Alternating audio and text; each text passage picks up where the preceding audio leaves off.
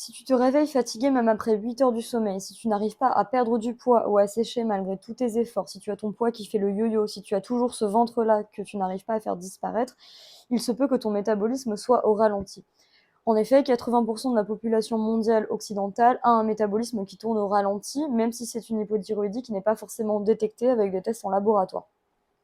Donc les symptômes que l'on retrouve, c'est le brouillard mental permanent, le manque d'énergie, le stress et la fatigue chronique et la difficulté à perdre du poids ou alors la difficulté à sécher.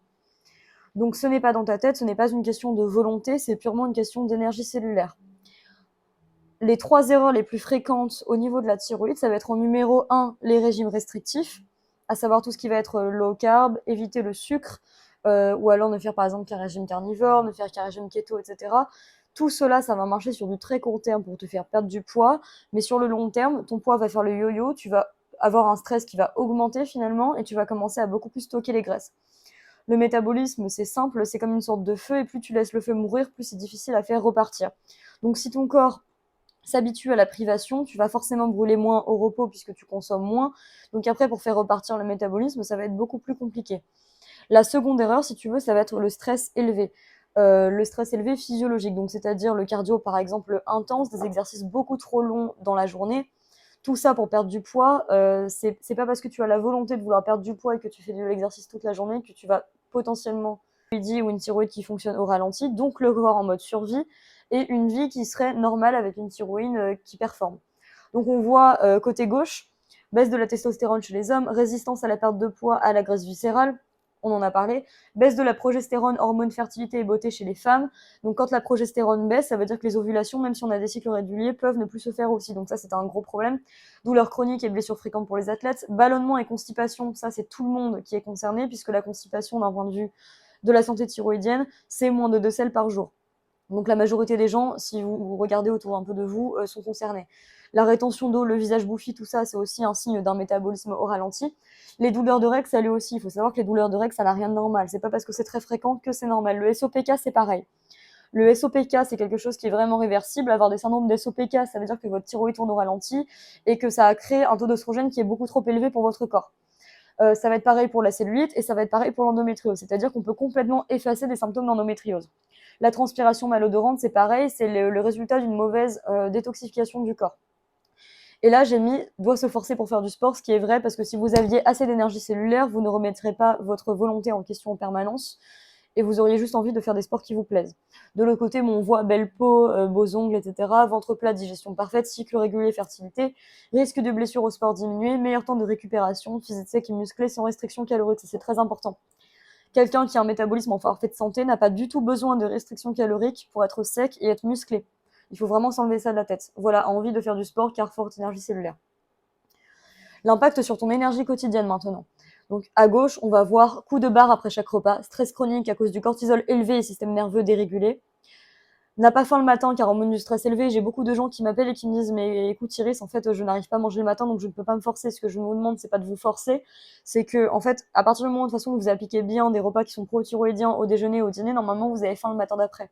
Si vous n'avez pas faim le matin d'après, ça veut dire que le cortisol n'a pas assez diminué pendant la nuit, que vous avez dormi, que vous étiez stressé pendant que vous avez dormi et que même votre sommeil n'a pas été réparateur. Saut d'humeur dû à la fatigue chronique, les corvées demandent un effort incommensurable. Linge, repas, ménage, ce sont juste des exemples, mais en fait, c'est tout ce que vous allez faire dans votre journée. La procrastination, c'est pareil, ce n'est pas un trait de caractère, la procrastination, c'est un symptôme d'un métabolisme au ralenti. Pas de patience, irritabilité, a besoin de café pour tenir au travail ou avec les enfants en fonction de votre mode de vie, et se réveille fatigué. De l'autre côté, on voit très bien, à l'énergie de commencer plein de nouveaux projets, se réveille reposé, patience, peut se remettre au travail après un repas, spontanéité, bonne humeur. Les corvées ne demandent aucun effort particulier, arrive à gérer son emploi du temps, a l'impression que les journées font 48 heures. Donc ça, c'est vraiment ce qu'il faut comprendre, c'est que la vie que vous aviez pendant votre adolescence ou dès que vous étiez jeune adulte, si vous étiez en forme, c'est pas parce que vous étiez plus jeune, c'est parce que vous aviez une bonne énergie cellulaire à ce moment-là. Et avec un mauvais régime inadapté pendant plusieurs années, bah ça c'est parti. Mais vous pouvez le retrouver très très facilement. Impact sur ton esprit. Moins de confiance en soi, ça c'est normal parce qu'il y a du stress chronique, il y a une dérégulation du système nerveux, il y a un corps qui est moins révélateur finalement de vos efforts, ne sait pas trop où il va, utilise le divertissement comme échappatoire, donc ça c'est un dérèglement au niveau de la dopamine, a l'impression d'être passif, rumine le passé, anxiété du futur, tout ça ce ne sont pas des traits de caractère, c'est comme l'hypersensibilité, ça n'a rien à voir, c'est vraiment une question de métabolisme. Brouillard mental permanent, J'ai des fois des gens en appel de vente, quand je leur demande ce qu'ils ont mangé la veille, ils sont incapables de me le dire. Donc tout ça, pareil, c'est symptomatique d'un métabolisme au ralenti. Moins de patience sociale, c'est logique, puisque votre cerveau carbure, on ne sait pas trop pourquoi il carbure, et il carbure mal. À côté, on voit concentration d'un moine, acteurs de sa vie se sont capables de tout, envie de nouveautés, clarté mentale permanente et systémique, plus du tout aléatoire, confiant avec l'avenir, estime de soi, digne de succès financier et social. Donc là, je vous ai mis une petite photo de moi en 2019, donc j'étais très très anxieuse. Je m'entraînais 5 fois par semaine à la salle de sport, j'avais des régimes alimentaires qui étaient chaotiques, j'étais pleine de restrictions, je n'allais plus bien du tout, j'étais irritable constamment, j'avais des règles qui avaient complètement disparu, j'étais soit constipée, soit avec de la diarrhée, des ballonnements qui étaient constants, c'est-à-dire que des fois, avant de sortir le soir, je ne m'autorisais même pas à manger tellement les ballonnements me dérangeaient d'un point de vue purement esthétique. Je n'avais quasiment pas de poitrine, je ne pensais que discipline et restriction. Et là, on me voit en 2025, donc je suis beaucoup plus sèche alors que je mange beaucoup plus et j'ai de l'énergie. Donc voilà, plein de projets, énergie élevée, transit parfait, aucun ballonnement, plus sèche que jamais après une grossesse. Meilleurs cheveux, meilleure peau, ongles forts, zéro rétention d'eau, zéro douleur de règles. C'est-à-dire que moi, au premier jour de mes règles, je le sais parce que je sais que c'est le premier jour parce que je suis réglée comme une horloge et parce que je vais aux toilettes à ce moment-là. Sinon, je n'ai aucun symptôme de règles. Plus de stress chronique ni d'anxiété.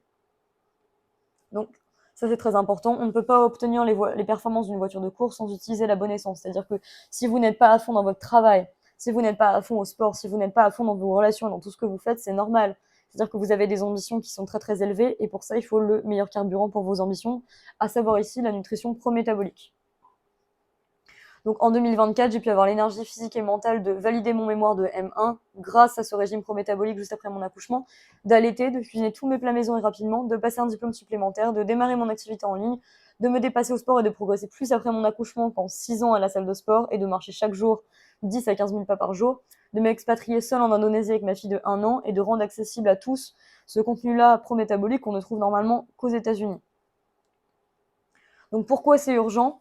Si tu repousses encore le moment de t'occuper de ton métabolisme, sache que déjà, il n'y a pas de bon moment, parce que dans tous les cas, tu n'auras jamais l'énergie de commencer quelque chose si tu ne fais pas ça maintenant. Plus tu attends, plus ton corps s'adapte à la restriction, il s'adapte à brûler moins parce que tu lui donnes moins. Donc il dépense moins d'énergie même quand tu manges très très peu. Il y a une expérience qui a été faite avec des femmes qui avaient de l'hypothyroïdie au 19e siècle, et en fait en leur donnant 1500 calories à manger, elles continuaient de prendre 5 kilos il me semble par mois. Donc c'est bien que c'est qu'une question d'aliments qui sont pro-thyroïdiens. Ton métabolisme, c'est comme un feu. Plus tu le laisses mourir, plus tu devras lutter pour le rallumer. Donc la meilleure décision, c'est de commencer petit à petit, mais c'est de commencer maintenant. Donc ici, en dessous de la vidéo, tu as possibilité de réserver ton bilan métabolique. Ça se fait gratuitement par téléphone. Moi, je m'occupe de tout le reste. C'est pour vérifier déjà ton éligibilité au programme et t'expliquer comment fonctionne tout simplement le métabolisme pour pas que tu ne sois perdu. À ce moment-là, du coup, je te dirai ce que je pense de ton alimentation actuelle, ce que tu dois modifier, le plan d'action concret pour reprendre les choses en main étape par étape et rapidement, et aussi à côté de ça, comment mesurer ton métabolisme à la maison. Donc je te laisse prendre rendez-vous juste ici, et à très bientôt j'espère.